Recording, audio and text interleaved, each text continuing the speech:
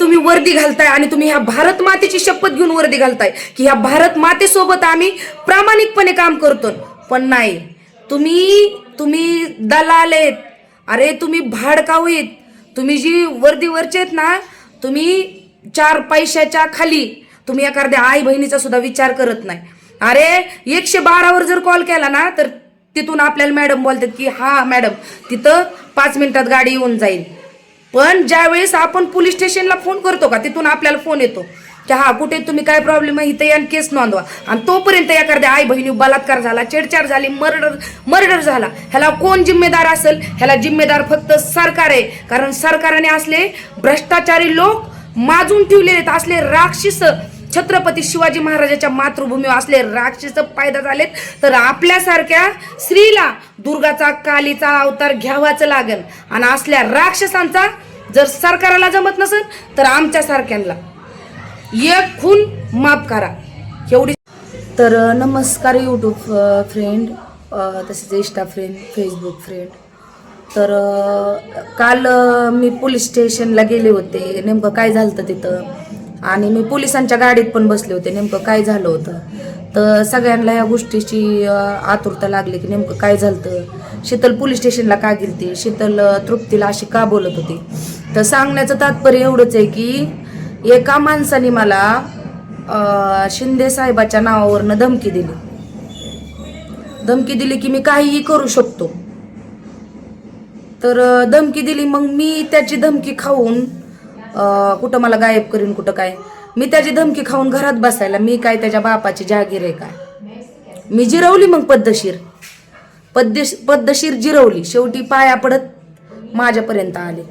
मग मला एवढंच सांगायचंय की माझ्या बहिणींनो, भावांनो, आजकाल काय राजकारणी लोकांच्या नावाखाली काय स्त्रियांचा आवाज दाबला जातोय किंवा काय गरिबांचा आवाज दाबला जातोय की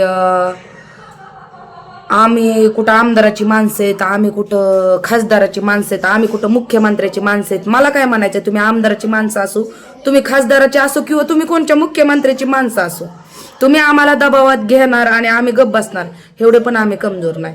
आमचं कानून कायद्याने ऐकलं नाही तर आम्ही त्यांची पद्धतशीर वाट लावू.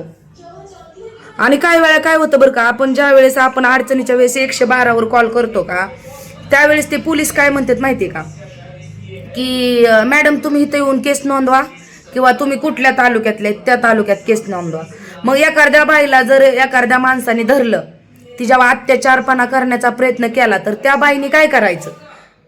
जर 112 वर कॉल करून पण तिकडून त्या मॅडम बोलतात की तुम्ही कुठे आहेत मॅडम, तिथलं तुमचं लोकेशनवर गाडी येते.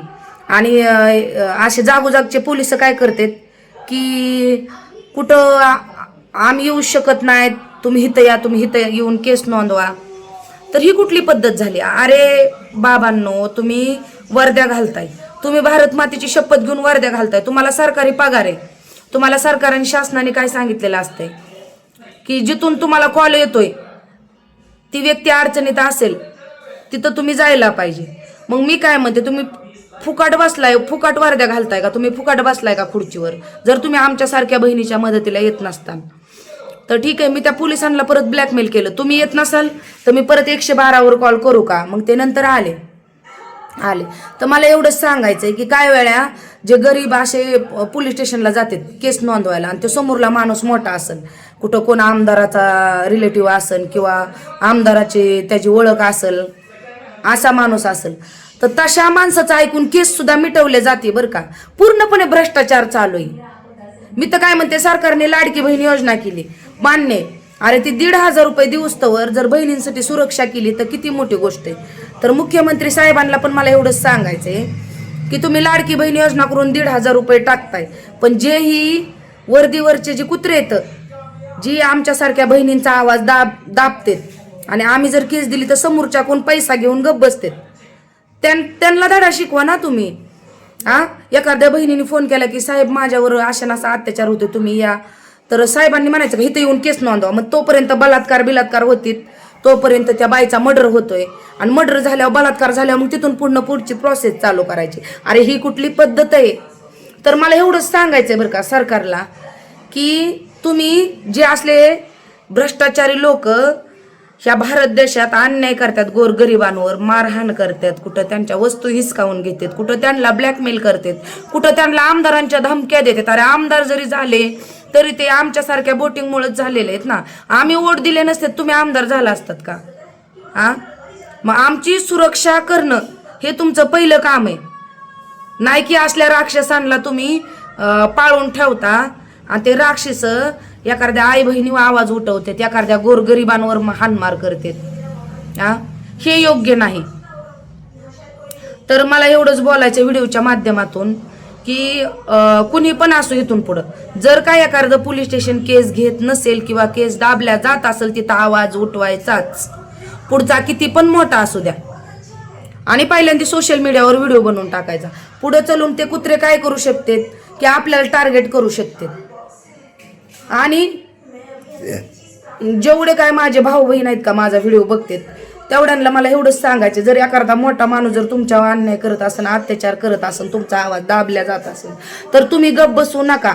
जरी तुम्हाला पोलिसांची मदत नाही भेटली, कुठलं तालुक्याचं ठिकाण असू द्या, तुम्ही जिल्ह्याच्या ठिकाणी जा, तुम्ही हायकोर्टात जा, तुम्ही मुंबईसारख्या हायकोर्टात जा, पण तुम्ही न्याय मिळवाच. आपल्याला अधिकार दिलाय, आपल्याला हक्क आहे. आपला आवाज जर कोण दाबण्याचा प्रयत्न करत असेल तर आपण पण त्याला अद्दल घडवल्याशिवाय कधीच थांबायचं नाही. छत्रपती शिवाजी महाराजांची भूमी आहे आणि ह्या भूमीवर काही राक्षसांनी जन्म घेतलाय. तर तसल्या राक्षसांसाठी माझ्यासारखी दुर्गा नक्कीच घरोघरी आहे आणि तुम्हाला दुर्गा बनून आवाज उठवावाच लागल. आपण भिलो, आज आपल्या एखादी वस्तू घेतली उद्या आपल्याला उचलतील, हे सांगून होणार आहे का? आणि जर एखादं पोलीस स्टेशन केस घेत नसेल किंवा एखादं पोलीस स्टेशन समजून सांगून तिथली तिथं मिटवा म्हणत असेल तर एवढंच समजायचं त्यांच्या डोळ्यावर पैशाची धुंदी आहे, त्यांच्या तोंडावर पैशाची पट्टी लावलेली आहे, हे समजून जायचं. कुठं बी झालं तरी माणूस विकल्या गेलाय. अरे तुम्ही वर्दी घालता, तुम्ही भारत मातेची शपथ घेऊन वर्दी घालता, प्रामाणिकपणे मी वागन, गोरगरिबांची मदत करीन.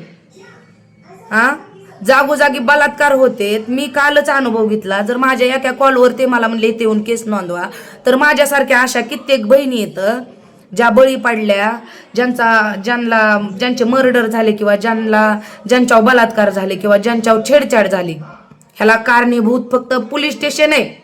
आणि इथून पुढं माझी शेवटची वॉर्निंग असणार आहे की जो कुणी माझ्यावरच नाही, माझ्यासारख्या कोणत्या पण बहिणीवर अन्याय होऊ द्या, मी उठणारच, मी तिला सपोर्ट करणारच.